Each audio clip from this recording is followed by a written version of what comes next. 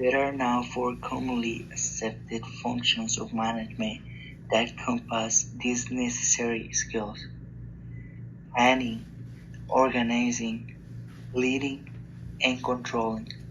And today we're going to be talking about how each one of these functions work in the management field.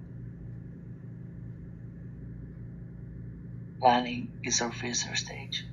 Management. It involves the planning of decision making. This involves allocating employees' resources and delegating responsibilities, as well as setting realistic timelines and standards for completion.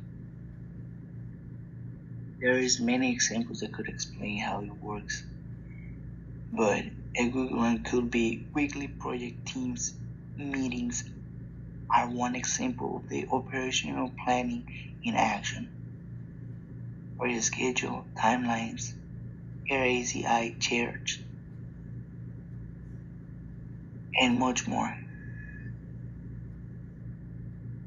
Organizing is our second function. It is a function that goes along with planning. Both are the same important. This function refers to the way managers distribute resources, from establishing internal processes and structures to knowing which employers or teams are the best suited for a specific task. Keeping everyone and everything organized throughout the daily operational are important functions of management. Some examples of organization could be preparation for accounts, making sales, recording keeping, quality control, and inventory control. The third function is leading.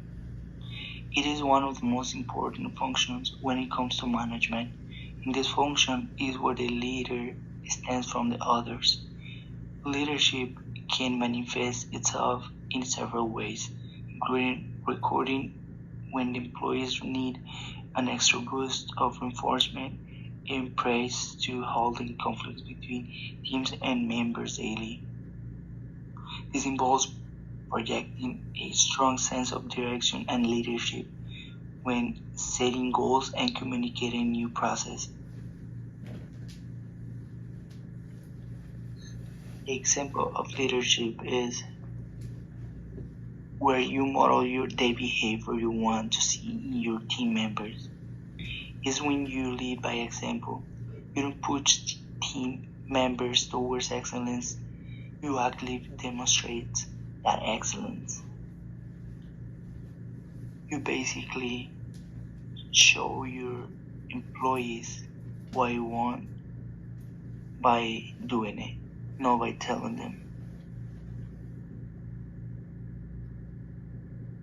Controlling is our last stage. It is about making sure the ultimate goals of the business are being adequately met, as well as making any necessary changes when they aren't. Some examples of controlling could be schedule and deadline management, employee training, performance evaluations, and controlling functions.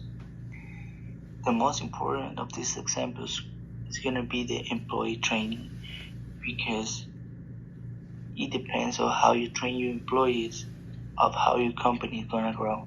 If you don't train them, you don't grow.